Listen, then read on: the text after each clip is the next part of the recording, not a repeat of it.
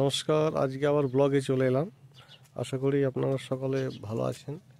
তো আজকে যে ব্লগে এলাম, তো আমি বোনের বাড়ি এসেছি। বোনেদের যে গ্রামটা কেমন এবং কোথায় কি রয়েছে না রয়েছে সেগুলো কিন্তু আমি আপনাদের পরপর দেখাবো।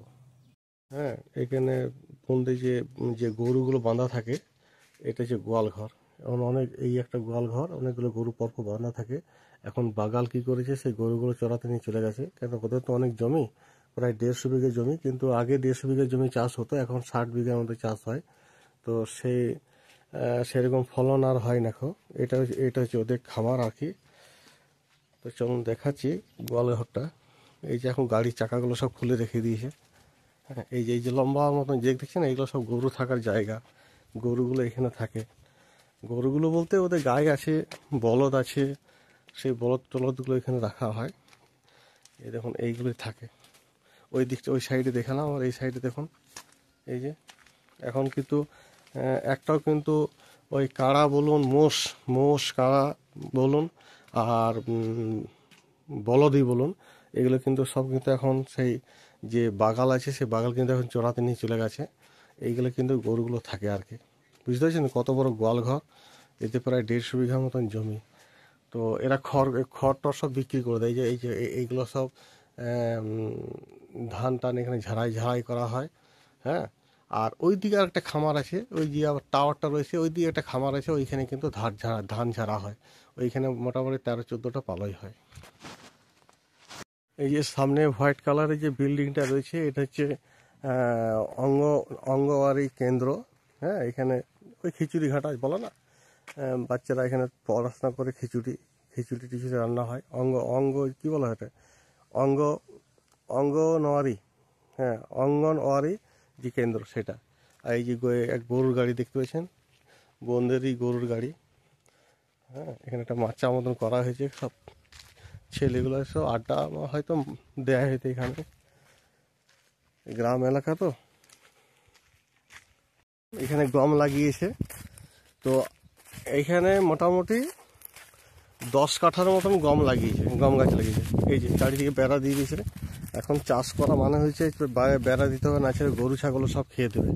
এই যে গম গাছ, আর ওই যে দূরে রয়েছে সর্ষে গাছ, ওইখানে যাব।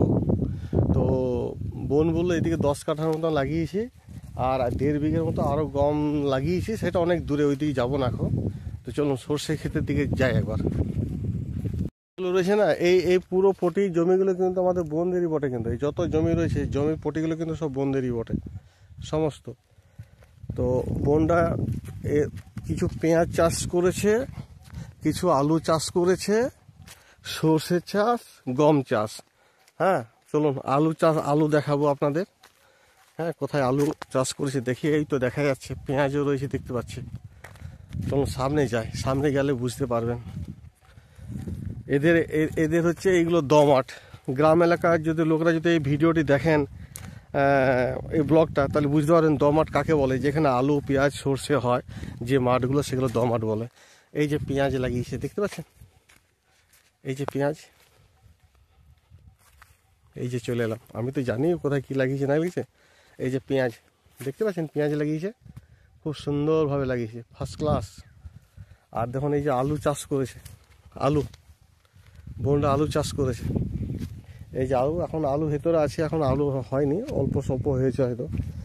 আর যে দেখাচ্ছিলাম আগে, সর্ষে ক্ষেত দেখালাম। আর এইখানে এই যে সর্ষে ক্ষেত রয়েছে, এই যে সর্ষে ক্ষেত। এই যে পেঁয়াজ চাষ করেছে, পেঁয়াজ ওই আগেও পেঁয়াজ চাষ করেছে। এই যে সর্ষে চাষ করেছে। হ্যাঁ, তারপরে দেখুন বললো যে মুসুরি, দেখি কোথায় মুসুরি, ওই দেখতে পাচ্ছি না তো। ও এই যে রয়েছে মুসুরি, এই দেখুন মুসুরি চাষ, মুসুরি কলাই, যেটা আমরা ডাল করে খাই না, মুসুরি কলাই। এই দেখুন, এই যে মুসুরি কলাই, মুসুরি লাগিয়েছে এটা। এইগুলো কিন্তু অন্য কাউরি নয়, কিন্তু সমস্ত আমাদের বোনদের জমি, কিন্তু সমস্ত।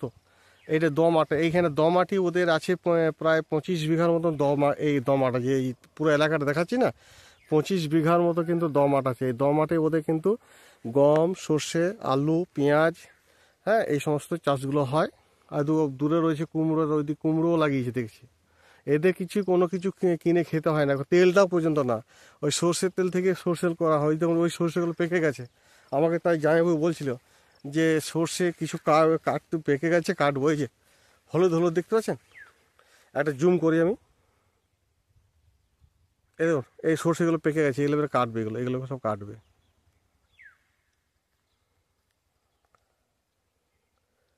চলো না, এই গ্রামের মধ্যে আর কি কি আছে না আছে আমি তো দমাত্রা দেখালাম, তারপর পরবর্তী ক্ষেত্রে গাঁটা একটু ঘুরিয়ে দেখিয়ে দেবো।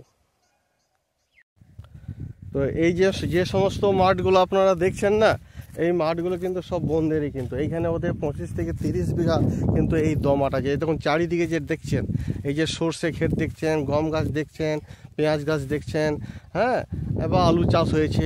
এই জায়গাটা 25 থেকে 30 বিঘা কিন্তু আমাদের জামাইদের আছে। প্রায় আরও 40 বিঘার মতো ধান চাষ হয়, সেই ধান কিন্তু উঠে গেছে, সেই ধান এখন আর নেই। শুধু এই দমাটে কি কি চাষ হলো সেগুলো কিন্তু আপনাদেরকে দেখালাম। যদি আমার এই ভিডিওটি ভালো লেগে থাকে তাহলে কিন্তু অবশ্যই কিন্তু একটা সাবস্ক্রাইব করে দেবেন। আপনারা সকলে ভালো থাকুন, টাটা।